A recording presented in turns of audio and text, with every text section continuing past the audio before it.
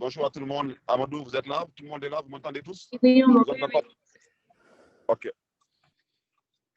Bienvenue à tous à ce webinaire, à cette réunion extrêmement importante dans le cadre du GIS Day.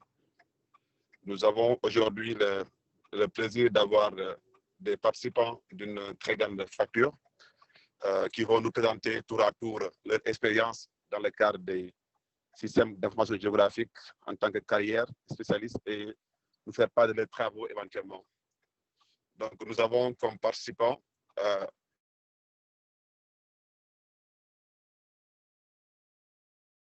Amadou Diko, qui est un intervenant dans la conférence.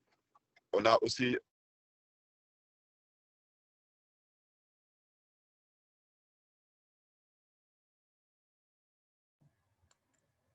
Ça lag un peu la Bali.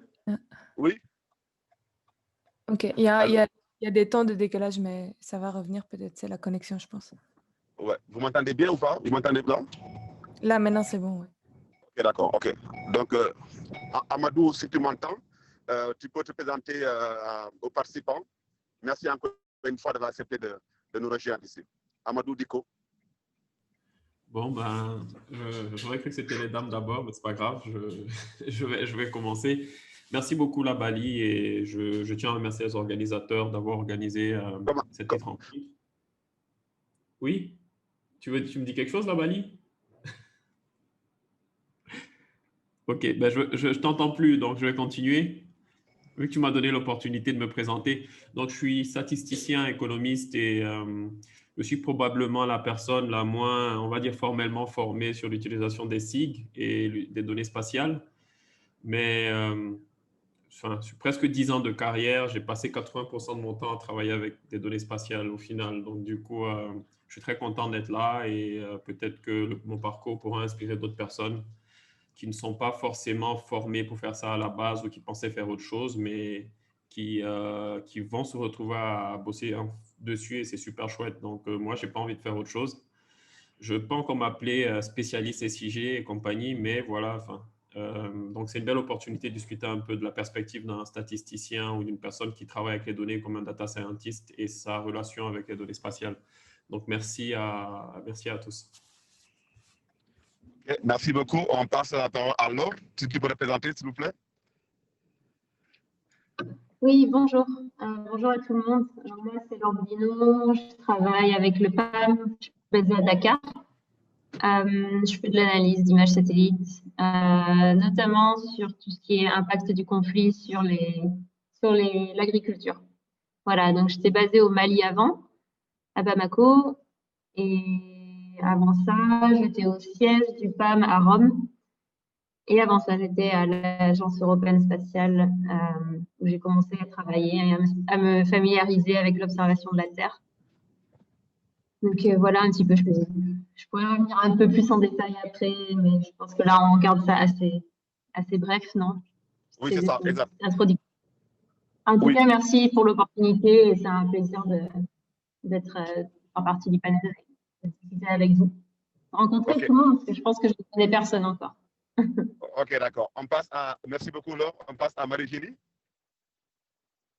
Oui, bonjour tout le monde. Donc moi, c'est Marjulie Lambert. Je travaille aussi beaucoup en SIG et en télédétection. J'ai fait en fait une thèse sur l'utilisation des images satellites pour le suivi de l'agriculture au Mali. Puis j'ai travaillé pour Action contre la faim au Sénégal et maintenant je suis rentrée en Belgique et je travaille pour une boîte dans le secteur de la santé, mais toujours avec des données spatiales. Mais voilà, j'en dirai un peu plus tout à l'heure. Merci beaucoup, Marie-Julie. Et on passe maintenant à Léonie. Bonjour à toutes et tous, je m'appelle Léonie Miège et je suis chargée de projet de cartographie participative dans l'ONG CartoNG. Donc je vous en dirai plus après pendant la petite présentation. Et en tout cas, merci aux organisateurs et aux organisatrices de ce panel de nous avoir toutes et tous conviés ici. Merci beaucoup à tous. Je pense que ça montre un peu la richesse du panel et des panélistes avec des parcours quand même extrêmement riches dans le domaine du géospatial à l'international, mais aussi au niveau de plusieurs pays en Afrique et en Europe. Ma première question va pour Léonie. Est-ce que tu peux revenir un peu sur ton parcours et qu'est-ce qui t'a fait aujourd'hui, ta carrière dans le domaine du GIS? Qu'est-ce qui t'a fait d'abord? Qu'est-ce qui te fait toujours retenir dans le domaine du cycle et du géospatial? Léonie. Alors, en fait, je suis géographe de formation. J'ai un master de gestion de l'environnement, donc de la géographie physique. Donc, dans le cadre de mes études, j'ai pas mal manipulé les SIG. Et puis j'étais diplômée il y a, il y a il y a 2 ans maintenant. Et du coup, j'ai commencé à bosser en faisant de la digitalisation à partir d'images satellites. Et après, j'ai atterri directement à CartoNG, pour travailler sur des projets de cartographie participative. Mais je retiens un peu, je reviens encore. Au niveau de CartoNG aujourd'hui, quelles sont les tâches que tu fais le plus souvent dans le domaine du GIS? En quoi consiste ton travail en tant qu'expert en SIG à CartoNG, en fait? En fait, je suis en charge, comme je disais, de projets de cartographie participative. Alors en fait, pour celles et ceux qui ne voient pas ce que c'est, parce que ça peut être un peu abstrait, la carto participative, en fait, c'est travailler sous SIG avec les communautés locales, les bénéficiaires des projets directement, en fait. Donc, mettre en place des produits cartographiques avec les gens, parce que moi, c'est dans le domaine de l'humanitaire et du développement. Donc, concevoir et implémenter des projets complètement participatifs qui mobilisent justement les SIG. Ok, super. C'est bon, donc la dimension humanitaire aussi participative avec les communautés sont un peu des éléments importants dans votre travail au niveau de CartoNG. Du coup, moi, je travaille beaucoup avec OpenStreetMap. Ok, avec OpenStreetMap. La base de données libre mondiale géographique. D'accord. Et Marie-Julie, je reviens à vous. Quelles sont aujourd'hui vos tâches en tant que spécialiste en SIG? Vous faites quoi exactement? C'est quoi le métier d'expert dans le domaine du géospatial? Je vais prendre mon dernier travail comme référence parce que j'ai commencé il y a 1 semaine, donc sinon ça va être un peu chaud. Mais donc chez Action contre la faim, ce que je faisais au quotidien, pas mal de cartographie web, donc essayer de présenter sur une plateforme publique les différentes données qui sont collectées, les mettre à jour dès qu'il faut. Essayer de produire des cartes en fait qui parlent pour essayer d'aider en fait les décideurs à prendre des décisions informées, parce que moi je travaillais surtout sur un système d'alerte au niveau pastoral, donc détection des sécheresses, suivi des points d'eau, etc. Donc je dirais quand même beaucoup aussi de nettoyage de données, il n'y a rien à faire, c'est une grosse partie de notre travail aussi, c'est quand on fait de la collecte de données de terrain, de pouvoir aussi nettoyer tout ça, enlever les données qui sont fausses, comprendre pourquoi est-ce que c'est pas correct, etc. Et puis l'analyse d'images satellites, ça c'était aussi mon quotidien, voilà.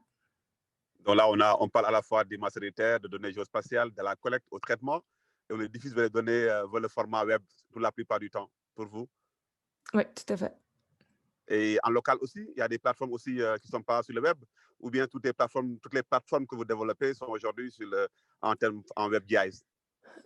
En fait, donc, on essayait en tout cas chez Action contre la faim de s'adapter aussi aux partenaires avec lesquels on travaille. Et donc, si on veut diffuser de l'information vers les communautés pastorales, une plateforme web, ce n'est pas la bonne manière, puisqu'ils n'ont pas accès en général à Internet. Donc, à ce moment-là, on utilisait tout ce qui est radio communautaire ou bien des messages vocaux pour faire passer des messages.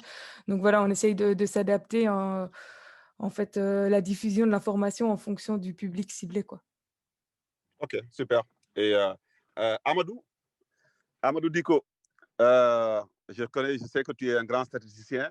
Aujourd'hui, tu es beaucoup dans l'espacial qui n'est pas nouveau pour toi.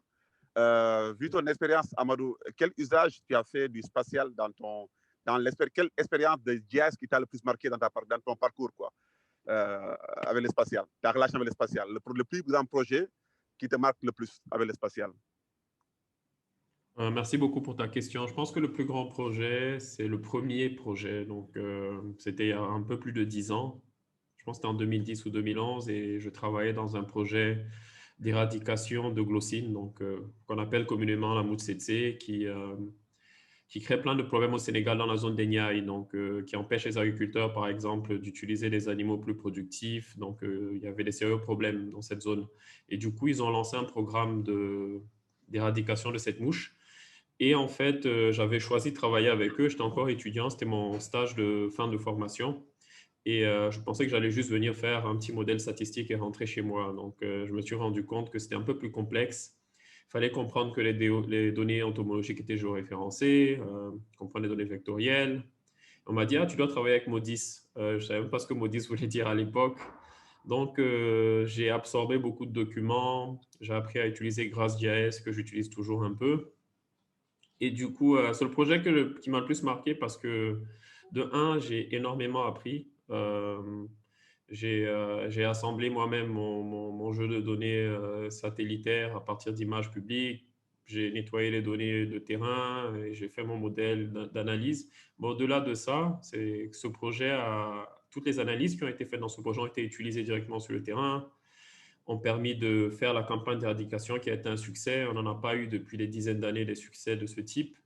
Ça fait de belles publications, ça m'a donné envie de faire de la recherche. Et je pense que depuis, je n'ai pas laissé les données spatiales parce qu'après, j'ai continué à faire un peu de recherche au CIRAD.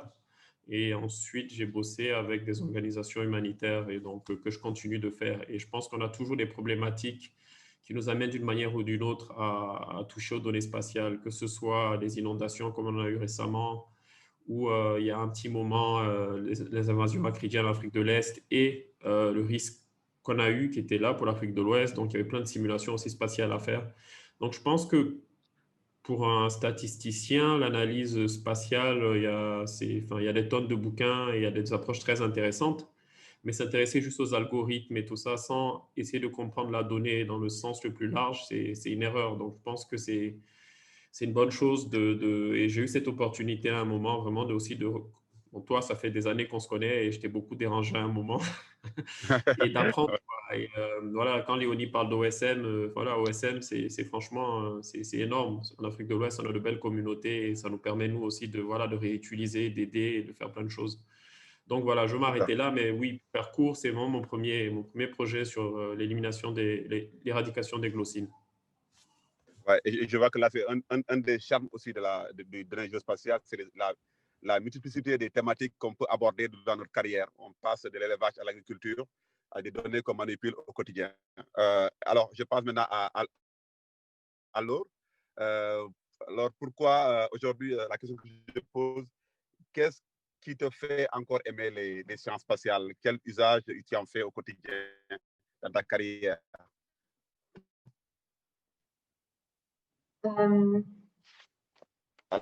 C'est pour moi, c'est ça? Pardon, ça tu es là?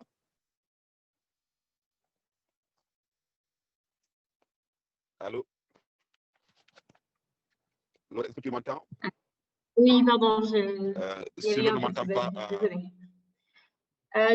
Pourquoi donc je continue à aimer utiliser ces données? Alors pour moi, donc c'est très intéressant dans ce que j'aime beaucoup, c'est l'application en fait humanitaire, où je pense qu'il y a quand même pas mal de choses à faire. Et essayer de combler un petit peu les gaps d'information qui peuvent exister sur les zones de conflit où il y a peu d'accès en fait. Souvent les enquêtes, pour tout ce qui est sécurité alimentaire, c'est sur quoi travaille le Programme alimentaire mondial. C'est souvent basé sur des données d'enquête. Donc, dans beaucoup de zones, au Mali, Burkina Faso, Niger actuellement, il y a peu d'accès à de nombreuses zones, même pas d'accès du tout souvent, ce qui biaise déjà pas mal les données, parce qu'on a l'impression que tout va bien, jusqu'on va seulement dans les endroits où on a accès. Donc, c'est ça qui est intéressant, je trouve, c'est d'ajouter comme une couche supplémentaire d'information. Et on peut voir beaucoup de choses depuis l'espace. Je pense que c'est ça qui était vraiment intéressant dans ce qu'on regarde, c'est que la décision prise par un agriculteur et cultivateur d'accéder à ces champs, d'aller au champ, de pouvoir cultiver, c'est vraiment un bon proxy de la sécurité physique et ça indique beaucoup la vulnérabilité de communautés en fait dans un village. Et ça, c'est possible aussi grâce à Sentinel-2 et puis des données comme ça qui sont assez précises, on va dire en termes de résolution, pour aller voir au niveau localité, village et ne pas s'arrêter peut-être à des données agrégées, à des niveaux administratifs, de niveau 1, de niveau 2, parfois 3, mais c'est ça qui m'intéresse beaucoup personnellement, d'aller un petit peu dans la précision, de fournir des données qui peuvent servir non seulement aux analyses nationales de sécurité alimentaire, mais aussi tout ce qui est ciblage et de la réponse d'urgence, les humanitaires, du PAM en particulier, mais des partenaires également. Donc voilà, c'est explorer un petit peu ces différentes applications, moi personnellement, me motive. Donc voilà.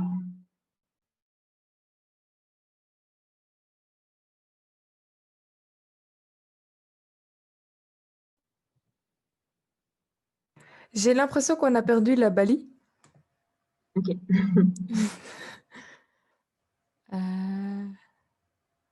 Ah oui, vous êtes en ligne? Non.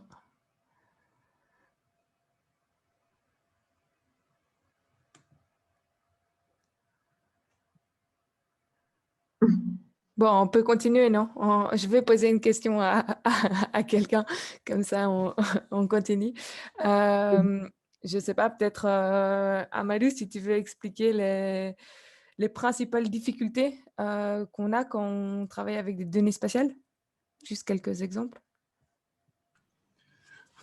Bon, je vais peut-être commencer, mais c'est sûr que les autres pourront continuer. La Alors, liste vous m'entendez, Amadou? Tout le monde m'entend? Ah, oui, maintenant on t'entend, la Bali. Tu viens de me sauver en plus, c'est bien. Allô?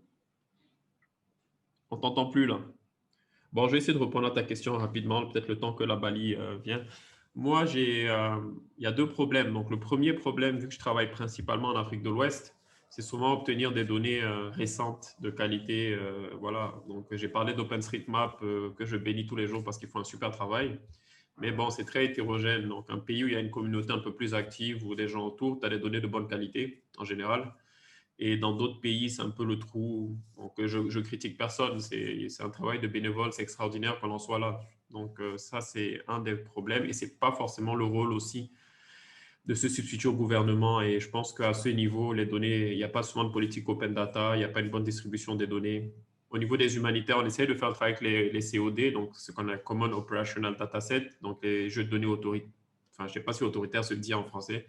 Je traduis de l'anglais, mais que les humanitaires ont choisi d'utiliser pour faire leur boulot. Ça permet de régler un peu ce problème.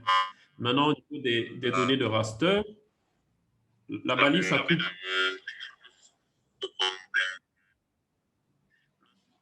Donc, juste pour terminer, au niveau des données, voilà, les données d'observation de la Terre à partir des données satellitaires, souvent le problème, c'est que quand tu essaies de faire une intelligence temporelle, tu n'as pas des cubes complets, on n'entend pas la Bali. Tu as plein de données manquantes et quand tu veux faire des gaps, faire des analyses de gaps pour les remplir, ben là aussi, c'est un peu difficile. Parfois, tu as passé plus par machine ou autre chose. Ça, c'est juste quelques petits problèmes que j'ai souvent. Mais franchement, si on doit choisir un seul, c'est vraiment l'accès aux données de qualité qui est pour moi le vrai problème quand tu travailles avec des données secondaires et que tu les collectes par toi-même. Voilà, merci. Alors, est-ce que vous m'entendez tous? Allô? Je t'entends maintenant. Ok, désolé, j'avais une petite coupure d'électricité. Donc, on va continuer sur la question. C'était un peu par rapport à la question de l'innovation aujourd'hui.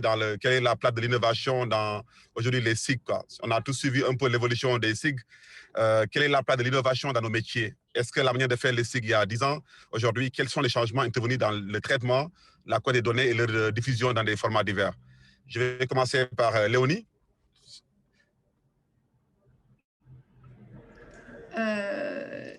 Pour moi, c'est surtout un enjeu justement de protection de ces données et comment les structures protègent les données parce que bah, du coup, de plus en plus, notamment dans l'humanitaire, on travaille avec des données sensibles. Et ça, c'est un gros enjeu en fait quand on travaille avec des jeux de données sensibles, quel protocole les structures mettent en place pour justement protéger ces données et les stocker. Donc voilà, c'est...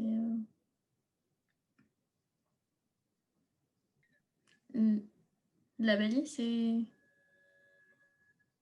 Vous pouvez parler?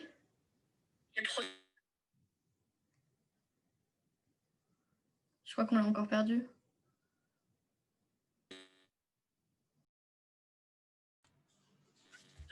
Bali, on ne t'entend pas.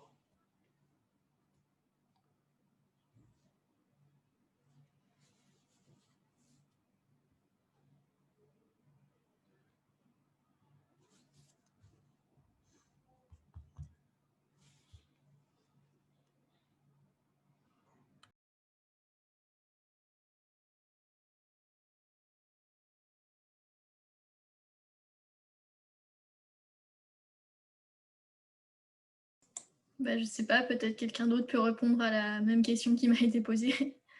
Ouais, moi je peux enchaîner. Donc je pense que l'innovation, par exemple, pour tout ce qui est collecte de données, c'est quelque chose qui est quand même vraiment bien. En tout cas, on arrive à de plus en plus switcher sur des tablettes ou des téléphones qui fonctionnent offline, et donc on peut même compenser le problème d'accessibilité à l'Internet, qui est quand même encore un gros problème dans pas mal de régions en Afrique. Mais non, moi, je suis quand même assez fervente de l'innovation, oui, mais peut-être pas pour tout. Je pense que parfois, il y a des choses très simples qui fonctionnent et qu'il ne faut pas spécialement toujours vouloir faire quelque chose d'incroyable avec des algorithmes très compliqués et de l'intelligence artificielle derrière. Donc voilà, je pense qu'il faut pouvoir tirer ce qui est bon à prendre de ça et aussi, si on a des méthodes qui fonctionnent bien, en fait, les garder, quoi. Je ne sais pas si quelqu'un veut réagir par rapport à ça. Oui, moi je peux reprendre ça fait d'accord avec ça. En fait, souvent, quand on est confronté, je trouve, c'est ce besoin, cette demande de toujours faire des choses de plus en plus sophistiquées. Et en fait, on se rend compte dans en humanitaire, en tout cas, je le vois, et moi, avec on va dire, les utilisateurs des produits qu'on fait, c'est souvent, voilà, ça ne demande pas forcément des choses ultra compliquées. Et des fois, on va chercher trop loin, on produit des choses que les personnes ne savent même pas peut-être utiliser ou lire. Donc, c'est perdu pour tout le monde. Alors que des fois, faire quelque chose de simple et clair, droit au but, ça a beaucoup plus d'impact. Donc moi, c'est pareil pour l'analyse que je fais. Je sais que du côté scientifique, parfois, il y a des gens qui vont me dire que ça n'utilise pas assez tout ce qui est machine learning, etc. Et que ça reste un peu trop manuel à leur goût, mais au moins, bon, c'est un produit qui est utile, apparemment. Donc, je pense que c'est quelque chose, on ne doit pas courir tout le temps après l'innovation pour l'innovation. Je pense qu'il faut plutôt se concentrer sur les besoins. Moi, c'est comme ça que je le vois. Donc, je suis tout à fait d'accord avec ce qu'il vient de dire Marie. OK, Amadou? Je pense qu'elles ont bien défini un peu. Enfin, je rejoins tout ce qui a été dit et peut-être que je vais peut-être plus rebondir sur ce que Léonie a dit. Je crois que l'innovation doit s'accompagner aussi de mesures fortes pour la protection de données et tout ce qui touche un peu, parce que bon, pour beaucoup d'entre nous, on bosse encore dans le milieu humanitaire et il faut faire le max parce qu'on a des images de plus en plus précises. Enfin, beaucoup utilisent des drones, donc il y a plein de choses qui rendent possible peut-être ce qui n'était pas possible techniquement avant. Et s'il n'y a pas de mesures fortes pour accompagner, en tout cas être sûr que ces données soient utilisées de manière responsable, on peut avoir quelques dérives. Donc peut-être le point, parce que j'ai rien de particulier à rajouter sur ce qui a été dit, c'était peut-être plus de voir dans quelle mesure on peut mettre l'accent d'une manière vraiment assez, bon, je n'allais pas dire unifiée, mais avoir une coordination vraiment sur comment ces données parfois sont utilisées et être sûr qu'il n'y ait pas de mauvaise utilisation des données. OK. Aujourd'hui, on voit que la production des données, la diversité des outils, la puissance des machines également fait une course contre l'innovation qui parfois fait perdre l'essence même du spatial, de notre métier, quoi. Je vais aborder une autre question par rapport aux usages aujourd'hui, par rapport à l'impact de votre métier dans votre environnement ou pour les décideurs. À quoi sert aujourd'hui votre travail? Quel est le regard que les gens posent sur votre travail? À quoi sert, Amadou, ou plutôt Léonie, aujourd'hui ton travail de spécialiste en GIS? Quel est l'impact de ça dans ta communauté, au fait? Qu'est-ce que tu arrives à régler avec tous tes outils en SIG dans ta carrière de géomaticienne ou d'expert en SIG, quoi? En fait, le processus participatif, en fait, plus que le produit cartographique et les données qui sont produites sont très importantes, bien sûr, mais Nous, on met vraiment l'emphase sur le processus participatif et le fait d'inclure les bénéficiaires dans un projet. Et en fait, ces données ou ces cartes, elles doivent servir avant tout les communautés. Et donc, ça peut prendre la forme de diagnostic, de suivi, d'études d'impact, de plans d'action. Donc, la donnée cartographique alimente ces documents qui sont utilisés après par l'opérationnel. OK. Laure? Je vous repose la même question pour Laure. Oui, ok. Pour ma part, c'est utilisé surtout par donc les acteurs humanitaires pour essayer un peu de compléter l'information disponible sur les zones difficiles d'accès. Donc, ça sert notamment, voilà, ça s'insère un petit peu dans tout ce qui est les analyses nationales de sécurité alimentaire, donc le cadre harmonisé dans les pays concernés, en tout cas Niger, Burkina Faso, Mali et Nigeria. Ça sert également du coup à orienter un petit peu tout ce qui est opération de réponse d'urgence, donc ciblage un peu plus géographique, un peu ciblé plutôt au niveau village, parce que souvent avec les partenaires, on manque aussi de données à fournir sur où aller exactement faire par exemple, distribution de nourriture et tout l'appui, l'aide du PAM qui va être mis en place. Donc ça aussi, ça a pu être testé avec la région de Mopti au Mali. Donc, c'est surtout sur ça que c'est utile, on va dire, que c'est employé. C'est aussi, on va dire, une forme de plaidoyer pour voilà, mettre en valeur des zones où, en fait, on sait que ça ne va pas, mais c'est difficile souvent d'estimer, de voir un petit peu l'impact réel du conflit. En tout cas, voilà, c'est le genre d'application que je peux dire, d'impact. Merci. Merci beaucoup. Amadou? Moi, de mon côté, je pense que par rapport au projet que j'ai mentionné qui m'a le plus marqué un peu sur le contrôle des glossines en Afrique et aussi de la maladie qu'on appelle les trypanosomoses humaines et animales, j'ai eu l'opportunité et la chance de travailler un peu avec l'Union africaine et puis d'autres organisations comme la FAO et la IEA.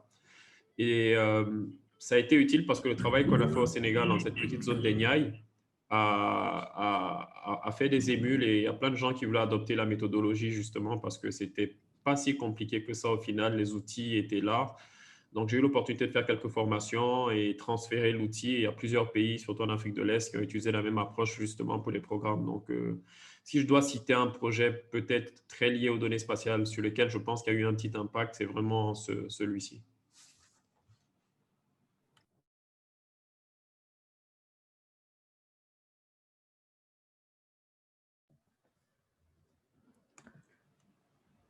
On ne t'entend pas là-bas, Okay, je ne sais pas si tu parles.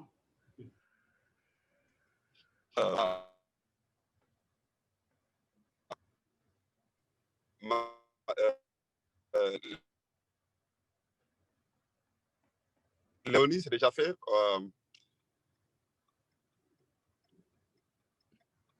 Moi, je peux prendre le relais si tu veux. Je n'ai pas encore parlé sur cette question. Léonie, vous m'entendez? Oui. Oui, allez-y, prenez le relais. Allez-y. J'ai plein de coupures d'électricité. Ouais, allez-y.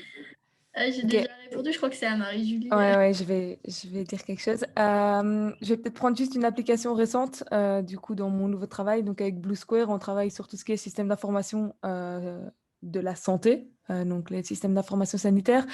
Et en RDC, grâce aux informations qui sont remontées au niveau des formations sanitaires régulièrement, on a pu mettre en évidence qu'en fait, on avait des gros problèmes de stock de tests palus. En fait, c'est lié au Covid et au fait que les chaînes d'approvisionnement ont été perturbées. Et donc, voilà, c'est des choses qu'on peut flaguer, qu'on peut mettre en évidence. Et puis après, en fait, mettre des outils à disposition du ministère, enfin, des ministères et des directions en charge de ça dans les différents pays pour essayer de prendre des actions et de mieux gérer que ce soit des stocks de médicaments ou que ce soit une disponibilité de services ou tout ce genre de choses. OK. Alors, je ne sais pas s'il y a des questions claires S'il y a des questions dans le chat, je crois que j'ai eu des problèmes de coupure tout à l'heure. S'il n'y a pas de questions, on va essayer de passer maintenant par rapport aux difficultés que vous rencontrez dans votre métier aujourd'hui. Quelles sont les limites ou les difficultés que vous rencontrez dans votre métier? Marie-Julie. On en a un peu parlé déjà tout à l'heure parce que j'ai posé cette question-là pendant que tu étais parti à Amadou, donc il ne faudra pas lui redemander. D'accord. Mais de mon côté, bon, je pense qu'en fait, donc Amadou, il avait déjà dit l'accessibilité aux données, donc je pense que c'est un vrai problème. Après, la qualité et la complétude des données est un autre problème. Donc parfois, on a des données, mais elles sont de qualité médiocre. Pour le moment, moi, je me bats en fait avec des bêtes, des bêtes questions, mais simplement dans différents programmes santé, que ce soit le programme malaria, le programme tuberculose, etc. En fait, tous les programmes ont souvent des pyramides sanitaires différentes. Et donc, en fait, au final, des coordonnées GPS pour une structure sanitaire différente d'un programme à l'autre.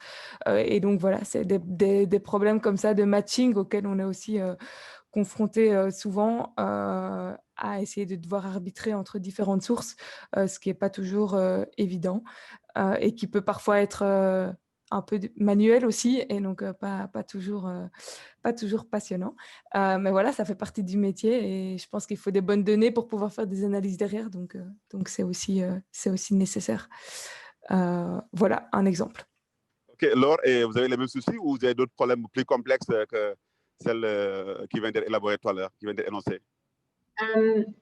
Non, alors du coup, je pense à deux problèmes en particulier. Donc, ce qui m'avait pas mal étonnée, en fait, en arrivant au PAM, où normalement, on faisait aussi du coup le suivi par image satellitaire ou même juste la cartographie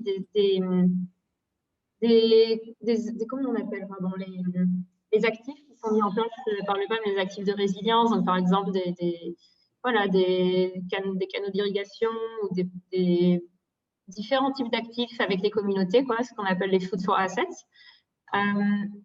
Et c'était un peu mon but, de cartographier tout ça. En fait, je me rendais compte que ces données géoréférencées, il y avait des énormes tableaux et souvent, c'était impossible de récupérer des coordonnées, en fait.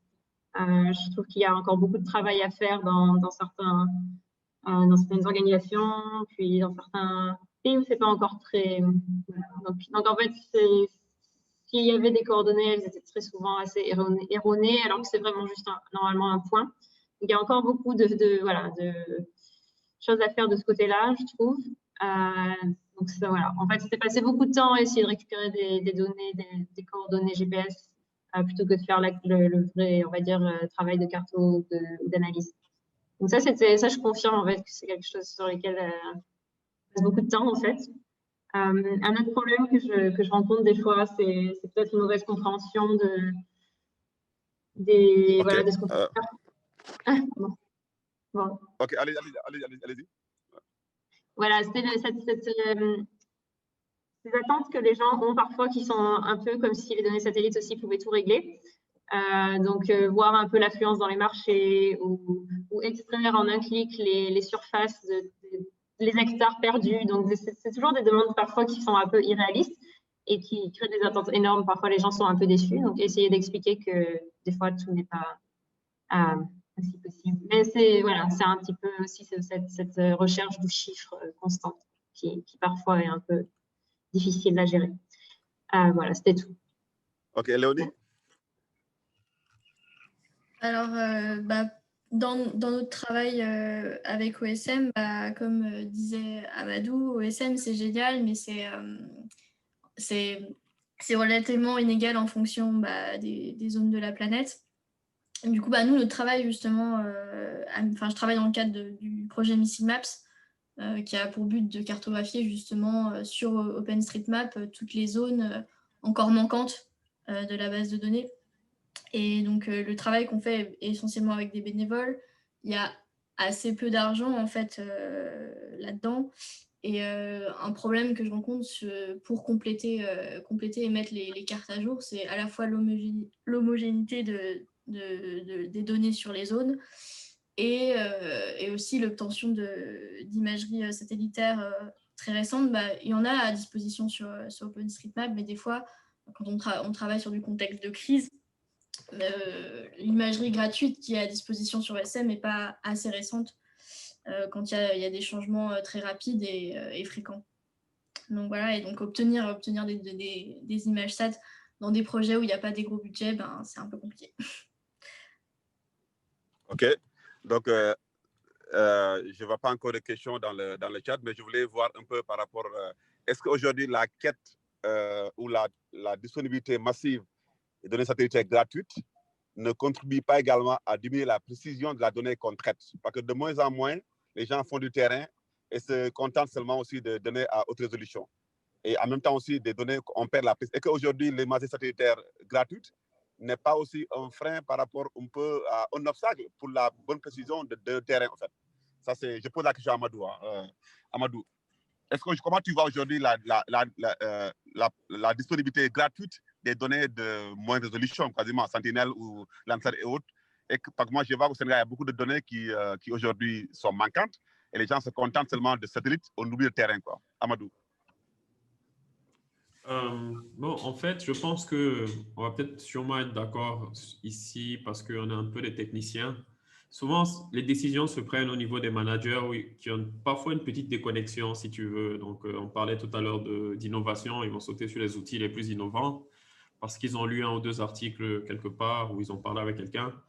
Mais en tant que statisticien, on l'a remarqué sur plein d'autres domaines et surtout en Afrique de l'Ouest, il y a plusieurs mécanismes de collecte de données. Je travaillais un peu sur l'élevage. À la fin des années 90, si tu veux, il n'y a plus vraiment de bonne collecte. Aujourd'hui, tous ceux qui travaillent sur l'élevage, ils savent que c'est difficile d'avoir des données. Parfois, avec le recensement agricole, on en a. Mais en fait, on est déjà dans une situation où on ne collecte pas énormément de données. Même quand une collecte est faite, elle n'est pas souvent pérenne. Donc, d'une année à l'autre, ça va sauter. Donc, personnellement, je suis content qu'il y ait ces images. Ça ne remplace pas, je suis d'accord avec toi. Et c'est à nous, en tant que techniciens, de préciser quand est-ce que l'image est appropriée ou pas et pousser pour justement avoir de l'argent parce que ça coûte cher de faire ces enquêtes. Mais je pense qu'une solution qui peut aussi aider dans ce sens, c'est d'avoir des approches hybrides. Je sais que dans certains pays, ils utilisent des approches un peu qui mêlent imagerie et données spatiales, plus un peu données de terrain pour, par exemple, faire des recensements dans des zones qui ne sont pas accessibles pour diverses raisons.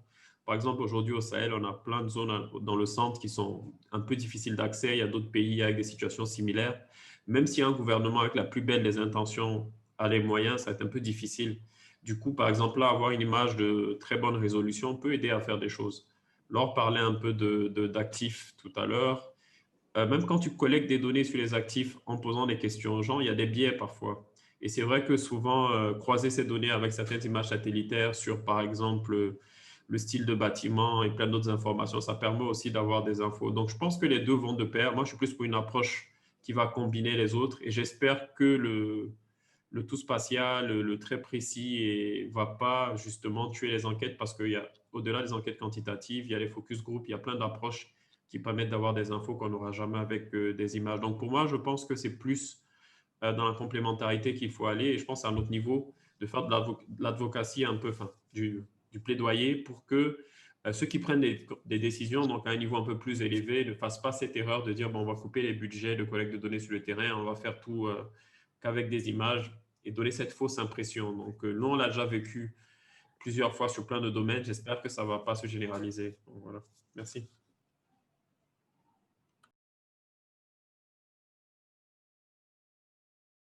Merci. Marie-Julie, vous en pensez quoi? Moi, je suis tout à fait d'accord avec ce qu'Amadou vient de dire. Je pense qu'il faut combiner les deux, mais je pense que c'est extrêmement utile d'encore aller sur le terrain et en tout cas, j'encourage toutes les personnes qui font et qui travaillent avec des images satellites d'aller sur le terrain. Je me souviens très bien que quand j'ai commencé ma thèse, j'avais des images à très haute résolution et dans mes champs, je voyais comme des petits tas, quoi. Et en fait, je ne savais pas ce que c'était. Et puis, en allant sur le terrain, je me suis rendu compte qu'ils faisaient des petits tas de fumier pour après les étaler dans le champ. Et en fait, c'était du coup une bonne proxy pour moi pour savoir quel champ était fertilisé ou pas. Mais en fait, si tu vas pas sur le terrain, tu peux pas comprendre en fait la réalité des gens, ce qui se passe et comment interpréter aussi correctement tes images. Donc voilà. Et Ouais, je pense qu'il faut combiner les 2 et je pense que malheureusement, on n'a pas encore assez d'images gratuites. Enfin, pour moi, il faudrait aussi qu'on ait des images à très haute résolution, plus facilement accessibles. Ça aiderait bien OpenStreetMap et ça pourrait, aussi, voilà. Après, il y a toute la question des drones aussi qui peut rentrer dans ce débat-là, mais bon, là, c'est encore autre chose, quoi. OK. Léonie? Bah, je partage cette idée complètement. Et puis, j'irais même plus loin. Le terrain est nécessaire. Et en plus, sur le terrain, ce qui est nécessaire de faire, c'est d'y aller pour effectivement ces collectes de données et en plus former les organisations qui sont locales en fait sur place pour qu'elles se réapproprient ces outils de collecte, de traitement cartographique, parce qu'on ne peut pas tout le temps intervenir dans les pays. C'est pas une approche durable du tout. Donc voilà, c'est ça que je voulais ajouter.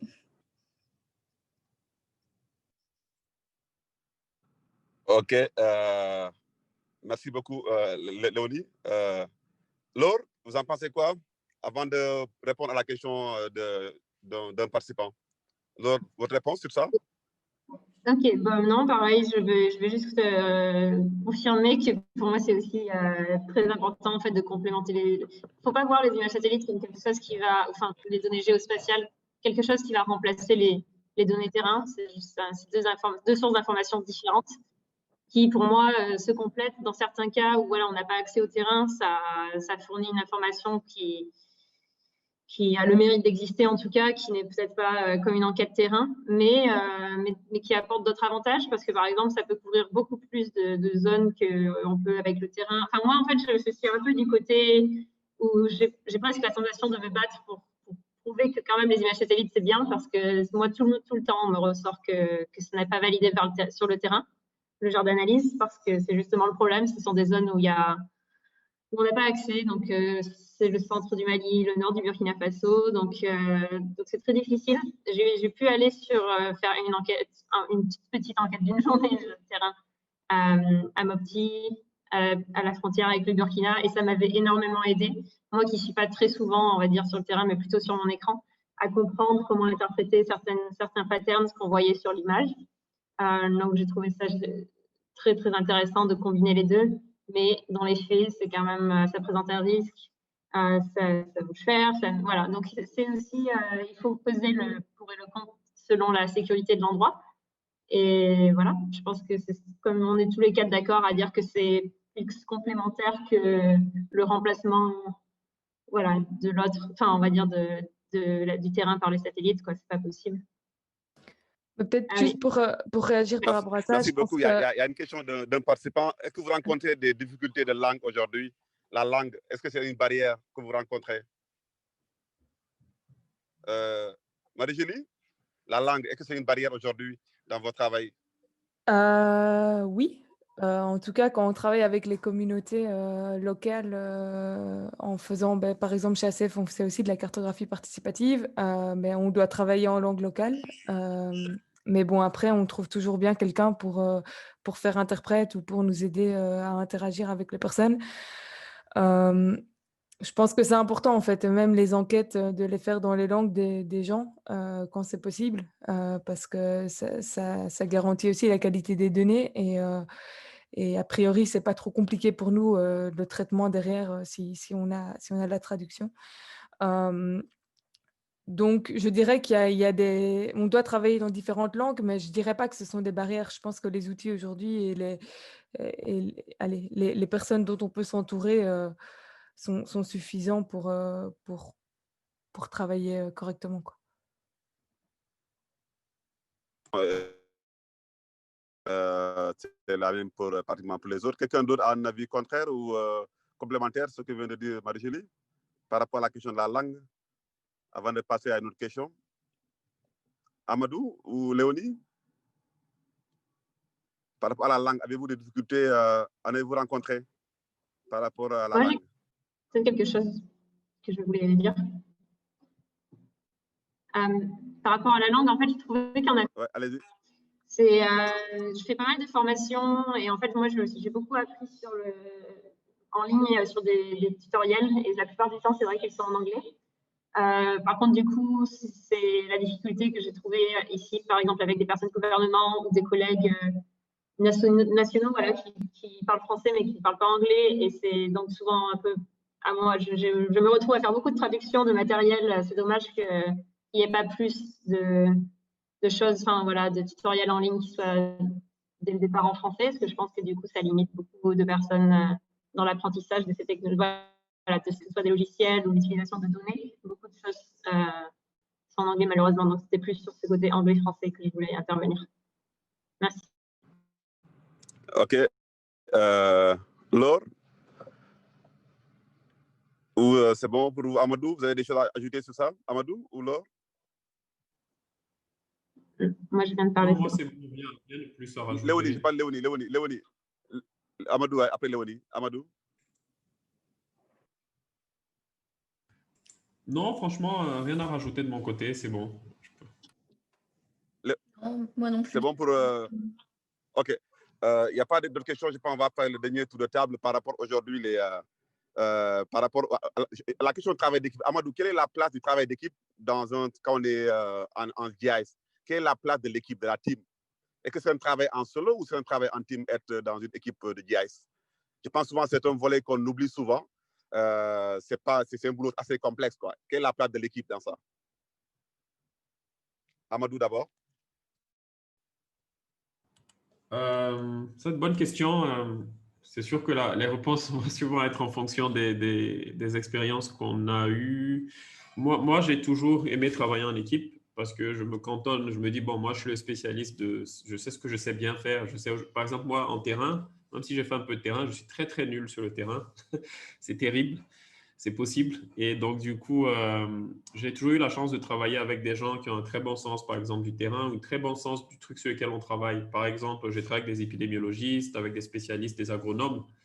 Donc, au-delà juste du travail technique sur la donnée spatiale, je pense que c'est très, très important de s'accompagner, quand on peut, bien sûr, d'experts, en tout cas, qui ont une bonne compréhension de ce qu'on essaye de modéliser, si c'est un travail de modélisation du travail qu'on fait. Et je pense qu'après, au niveau même de ce qu'on appelle SIG, c'est assez large. Donc, il y a des spécialités un peu différentes. Il y a des gens qui ont une approche un peu plus humaine, qui travaillent sur tout ce qui est participatif. Il y en a qui sont très hardcore et qui font même de la modélisation en travaillant avec, par exemple, les agences météo ou des trucs spatio-temporels compliqués. Donc, tout dépend un peu de ce qu'on fait comme travail. Mais sans généraliser, je pense que pour moi, ce qui est important, c'est que si je travaille sur un truc spécifique, m'accompagner de la personne déjà qui a une bonne compréhension métier, ça c'est un point important. Et si au sein du métier, il y a des subdivisions et qu'il y a des choses que je ne maîtrise pas, forcément, ce serait bien d'avoir des personnes qui ont une bonne compréhension. C'est vrai, travailler en silo, quand on n'a pas le choix, je suis consultant, donc parfois ça m'arrive de le faire, mais il faut être honnête et dire, bon, ça c'est quelque chose que je ne sais pas faire ou que je ne maîtrise pas, et puis voilà. Donc, dans l'idéal, si on a l'opportunité d'avoir une grande équipe, c'est clair que la composition, ce serait bien d'avoir une composition d'avoir des compétences communes, mais beaucoup de complémentarité. Ça permet de couvrir un large spectre justement d'analyse possible. Merci. Merci Amadou. Marie-Julie, vous en pensez quoi? L'équipe, quelle est la place de l'équipe dans le travail quand on est GIS, man ou woman? Je pense que donc je suis d'accord avec Amadou. Ce que je compléterais peut-être, c'est que quand on est seul expert SIG dans une équipe, ce qui était mon cas par exemple chez ACF, c'est pas toujours facile en fait de faire comprendre aux gens qu'est-ce qui est faisable, facile, difficile à faire. Et donc parfois en fait on se bat plus sur des questions de oui ou non. En fait, aussi que nos collègues ne proposent pas des choses qui ne sont pas du tout réalisables, ou bien qu'au contraire, quand un client ou un partenaire demande quelque chose qu'on peut tout à fait faire, qu'il soit aussi informé. Donc, je pense qu'il y a un enjeu là-dessus à essayer que tout le monde ait une base de compréhension de qu'est-ce qui est possible de faire et qu'est-ce qu'on peut faire au sein d'une structure pour qu'en tout cas, on puisse jouer cette carte-là. Je pense que ça, c'est important.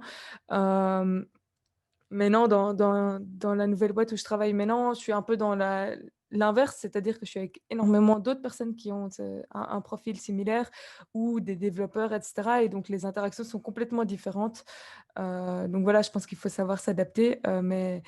Et je pense aussi, ce qui est important, c'est que même parfois, quand on est isolé, il faut pouvoir trouver l'équipe en dehors de son travail, quoi. Donc, il y a plein de forums qui existent, il y a tout ce qui est OSGO, en fait, il y a plein de moyens d'avoir des conseils, de l'appui, même si ce n'est pas au sein de notre organisation. Je pense que ça, c'est important aussi. Merci beaucoup. Léonie? Ouais, bah, du coup, c'est un petit peu la même chose que Marie-Julie, parce que je travaille dans une structure qui est vraiment technique, en fait. Donc, on a tous des profils pas identiques, hein. Il n'y a pas que des géomaticiens, des géomaticiennes à carte ONG. Il y a des gens qui travaillent dans la collecte de données mobiles, aussi des cartographes purs. Nous, en carto participative, donc on a des profils plutôt complémentaires. Et pour nous, l'enjeu, c'est justement de ne pas travailler en silo entre domaines de spécialisation technique. Donc voilà. Et puis, pour rejoindre Marie-Julie sur la dimension hors de notre propre structure, c'est vrai que c'est aussi de ne pas travailler en silo au sein même du secteur. Donc, en fait, notre but, en fait, c'est d'être un peu comme d'autres organisations, un centre ressources pour le secteur.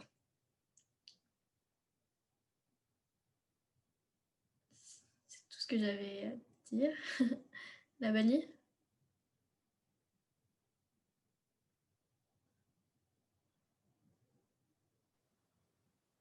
Alors, si tu veux enchaîner. Merci beaucoup, Léonie. Laure, qu'est-ce que vous en pensez, Laure? Merci beaucoup, Léonie. Oui, maintenant, c'est intéressant d'entendre les autres témoignages, parce que c'est un peu ce que j'ai aussi de mon côté. Donc, peu de personnes dans mon organisation qui travaillent sur tout ce qui est télédétection ou GIS. Peut-être GIS, un peu cartographie, mais après, il y a des moments un petit peu de solitude. Mais c'est comme ce que disait Marie-Julie, vraiment, il faut, voilà, ça pousse à s'adapter aussi, et c'est ça qui est très, très intéressant, je pense.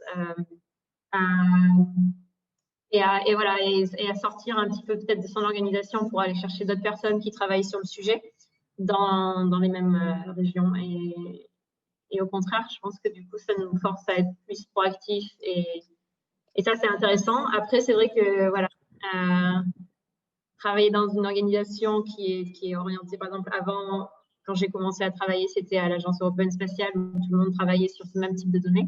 Donc, c'était très différent. Voilà, c'est une question d'organisation, il faut s'adapter. Merci beaucoup. On va faire le dernier tour de table. On va donner le vote. On est à une heure déjà de temps. On va faire le dernier tour de table, vos derniers mots, et puis quels sont, selon vous, les challenges, quoi, les challenges aujourd'hui en cycle. Aujourd'hui, ça consiste en quoi de manière globale, et quels sont vos derniers mots, voilà, ce qui est vraiment libre, quoi. On commence par Laure, qui a la parole déjà. Laure, vos derniers mots et puis votre challenge. Quels sont les challenges selon vous en GIS, quoi? Qu'est-ce qui va nous faire rêver encore en GIS de manière globale, hein? En domaine de votre travail aujourd'hui, quels sont les défis qu'on a relevés en termes de GIS aujourd'hui? Et vos derniers mots. Et puis conclure par là aussi.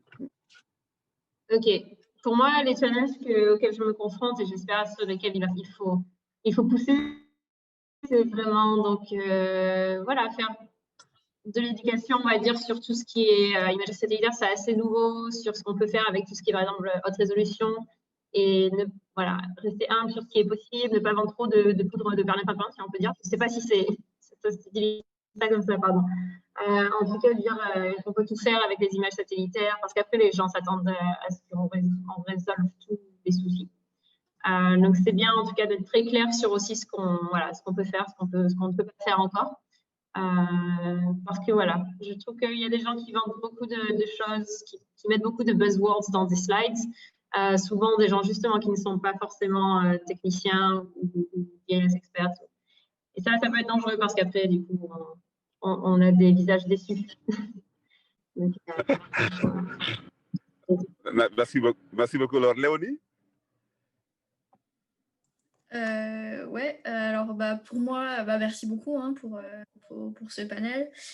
Et je suis très contente d'avoir rencontré tous les panélistes et puis les personnes qui ont assisté au panel.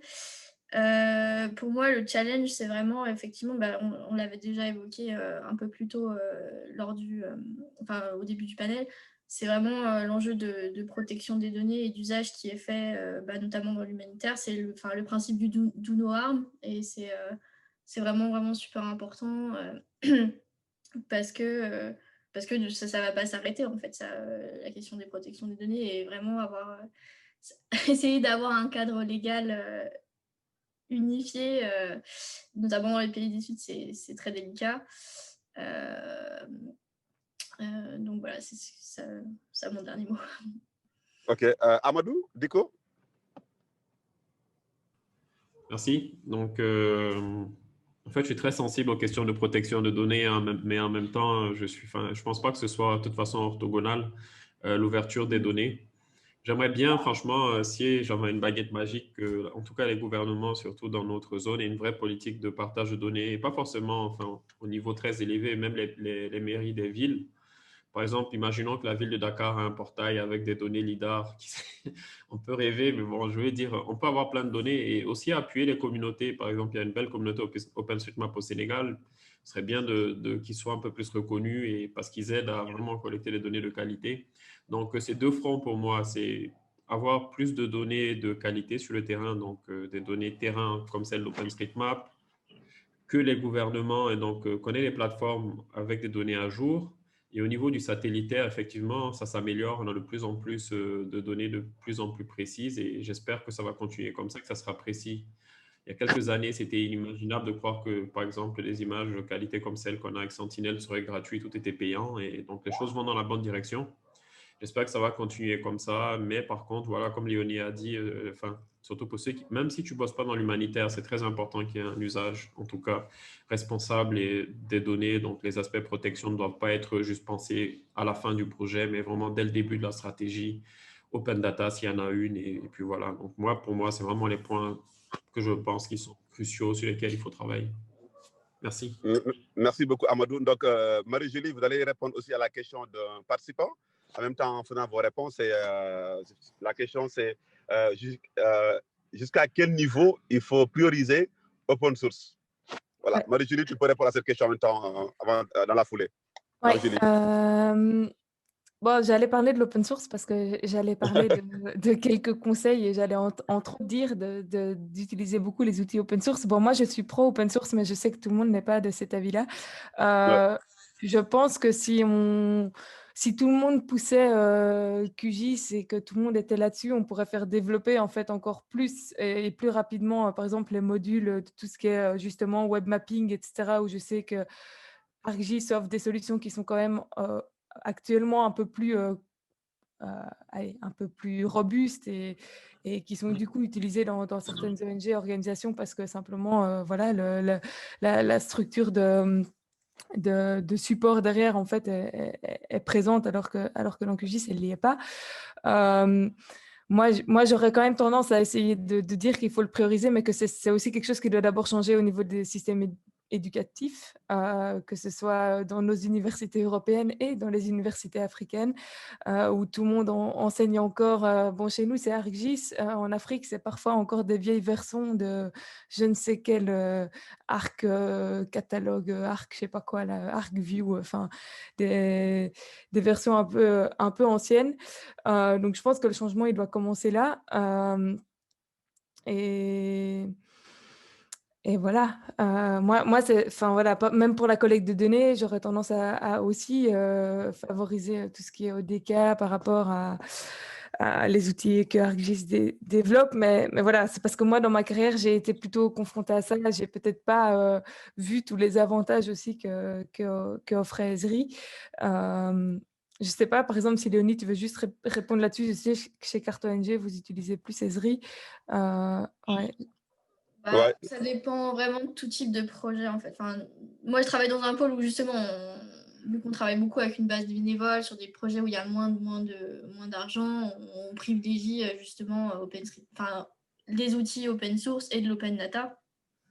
Après, je sais que sur d'autres projets beaucoup plus financés, où il y a effectivement un besoin développer des dashboards, ce genre de choses, bah, les outils Esri sont actuellement plus performants et malheureusement, bah, c'est ce qui est privilégié pour l'instant chez nous et ça va le rester, je pense, encore un moment. Après, effectivement, ce qui est intéressant sur nos plus petits projets, c'est que d'utiliser de l'open data et d'utiliser de l'open source, ça permet justement une réappropriation par des plus petites structures encore que nous au niveau local, parce qu'on peut travailler avec des données gratuites, on peut travailler avec des outils gratuits qui peuvent fonctionner aussi en ligne. Donc voilà, ça, c'est à la fois des ONG locales des pays des Suds et aussi avec directement même des communautés. Donc, voilà. Voilà. Ben, si je vois qu'il n'y a pas d'autres questions dans le chat, je pense je vais à mon tour essayer de vous remercier tous pour ces beaux échanges qui sont extrêmement importants. Et on a fait le tour un peu par rapport à vos usages, à vos pratiques, aux difficultés que vous rencontrez, aux conseils également que vous avez formulés dans votre métier, dans votre carrière, mais également dans l'usage qu'on fait des données au quotidien. On a parlé également de l'enjeu des données ouvertes ou pas ouvertes, des logiciels, de leur évolution. Et je pense que c'est important par rapport aussi à l'aspect des données multisources, que ce soit du raster comme du vecteur, quelle complémentarité il faut trouver, le bon compromis à avoir pour que la donnée soit exacte et toujours utile. On a aussi vu les usages ou l'impact de nos outils sur la décision. On a vu des thématiques diverses que chacun de vous a fait dans l'humanitaire, dans le développement, dans la recherche. Je pense que c'est extrêmement important des éléments comme ça. Moi, ça a été un grand plaisir pour moi de modérer ce panel. Je m'excuse un peu des coupures d'électricité que j'ai eues, qui sont indépendantes de ma volonté, mais en tout cas, c'était un grand plaisir. Merci également aux organisateurs de ce panel et surtout aux panélistes aussi pour le temps que vous avez pris également pour vos interventions. J'espère qu'on va se revoir dans d'autres cadres pour échanger également et pour continuer cette belle aventure autour de cette passion qui nous allume tous autour du GIS, quoi. Merci beaucoup et puis je remets la parole aux acteurs, à Laurie si elle est là pour voilà, les mots de clôture, quoi. Merci beaucoup à tous en tout cas.